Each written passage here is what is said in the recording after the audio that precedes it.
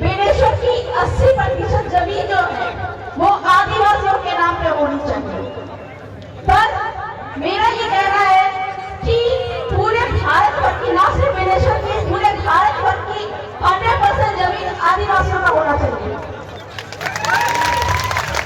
ये मैं नहीं कह रही हूँ, ये माननीय सुप्रीम कोर्ट का 5 जनवरी 2011 का जजमेंट कह रहा है कि 8% आदिवासी ही इस भारत के मूलवासी है, एबोरिजिन है।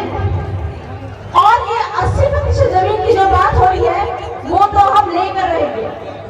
कैसे लेकर रहेंगे? ये भारत का संविधान, इसके तहत हम अपनी जमीन लेकर रहेंगे। हम यह बोलते हैं कि जल जंगल जमीन हमारा है, पर कैसे? मैं आपसे पूछना चाहूंगी कि आदिवासियों का जल जंगल जमीन कैसे है?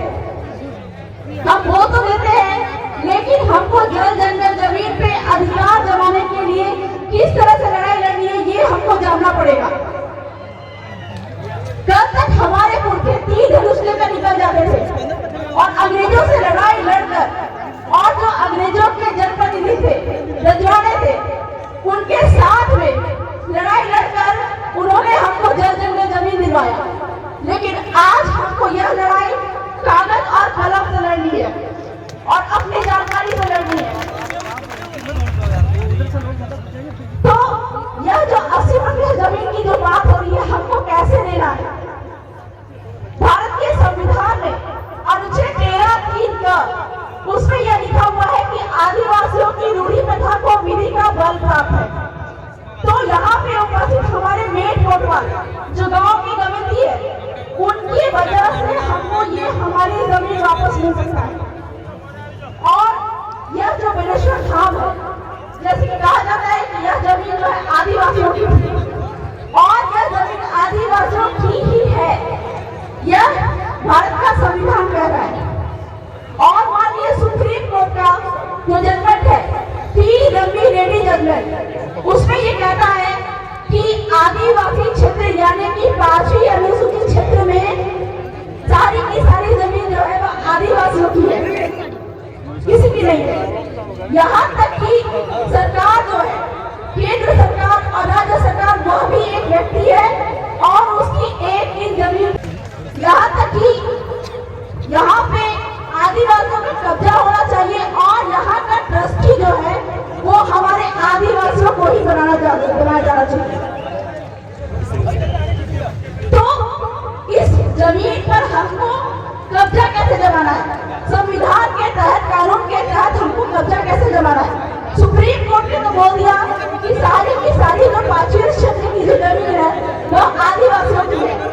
तो हमारे जो पटेल कमेटी है, उनके द्वारा हम इस यहाँ के पूरे, मैं ये जानना चाहूंगी कि ये जो जमीन है बेनेश्वर की, यहाँ पर एक जो है हमारे पुरखे होते थे जिसको कहते हैं खून, उनके द्वारा यह पूरा का पूरा क्षेत्र बसाया गया होगा।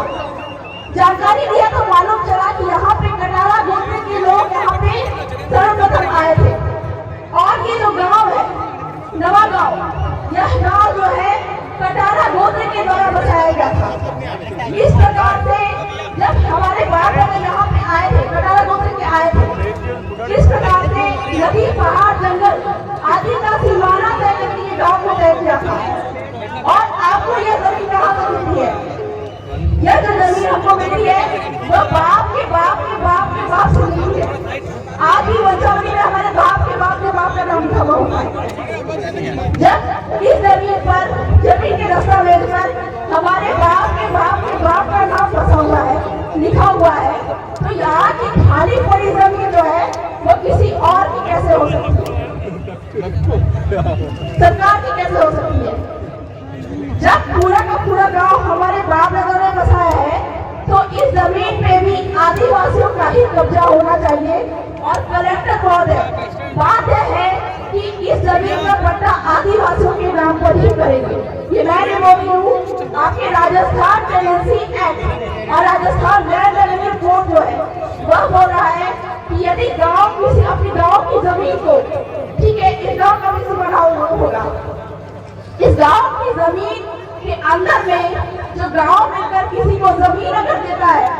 तो वो जमीन कलेक्टर महोदय उसका पट्टा उसको उपलब्ध कराएंगे। लेकिन हमारे जो कलेक्टर महोदय है तो संविधान कानून का उल्लंघन कर रहे हैं। तो इस प्रकार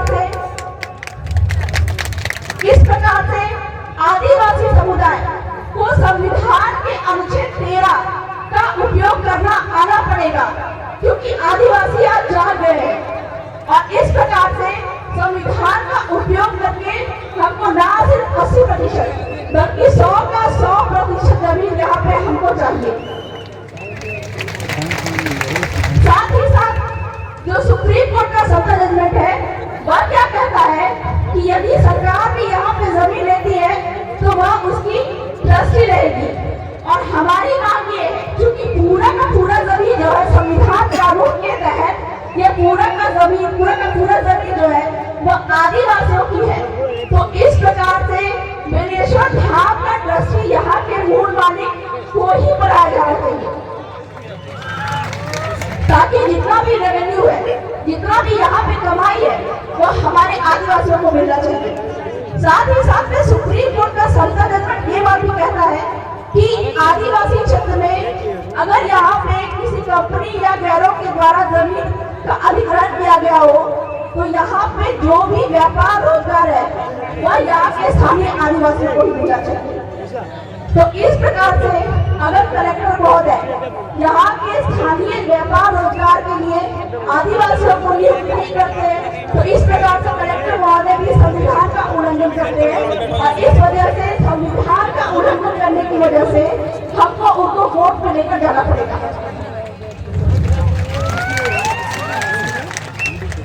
तो बहुत सारी बातें हैं, मैं बहुत ज्यादा तो नहीं बोलूंगी, बोलने के लिए तो बहुत सारी बातें हैं, संविधान की बातें हैं, कानून की बातें हैं, जिसके तहत आदिवासियों को अपने जल जंगल जमीन पे कैसे अधिकार प्राप्त हो सकता है, ये सब की जानकारी बिल्कुल हो सकती है लोगों को। लेकिन चूंकि वक्तागण बहुत है, इसीलिए मैं अंत में यही कहना चाहूंगी कि अपने हक अधिकारों को संविधान में लिखित जो कि हमारे बाप दादाओं ने हमको देकर रखा है, ठीक है, अंग्रेजों से रजवाड़ों से लड़ाई लड़कर हमको ये अधिकार दिलाया है, इस अधिकार को हर एक लोगों को जानने की आवश्यकता है, जिससे कि ना सिर्फ 80% बेलेश्वर की जमीन बल्कि पूरे का पूरा भील प्रदेश की 100% जमीन भी आदिवासियों के नाम पे हो जाए। जय जोहार, जय आदिवासी, जय भील प्रदेश।